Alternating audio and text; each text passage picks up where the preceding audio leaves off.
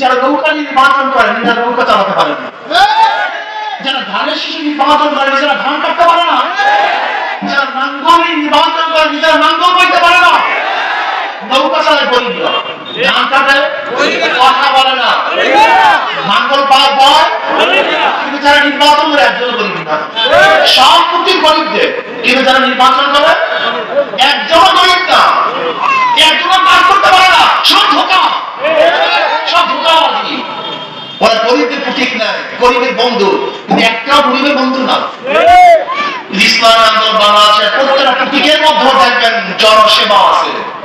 এই যে হাত পাখা আমার কাছে দেন, এই হাত পাখা যারা নির্বাচন করে তারা নিজেরাও চালাতে পারে, সমর্থন করে তারাও চালাতে পারে, কথা কয় না, কারেন্ট ফেল করে, হাত পাখা ফেল করে না। হাত পাখা প্রয়োজন গরিবদের, হাত পাখা প্রয়োজন বড় লোকদের, হাত পাখা প্রয়োজন পুরুষের, হাত পাখা প্রয়োজন মহিলাদের, হাত পাখা প্রয়োজন শিশুদের, হাত পাখা প্রয়োজন বড়দের।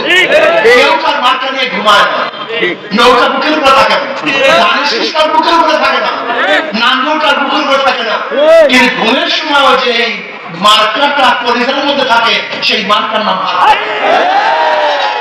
মুসলমানদের শান্তি দেয়, হিন্দুদেরকেও শান্তি দেয়।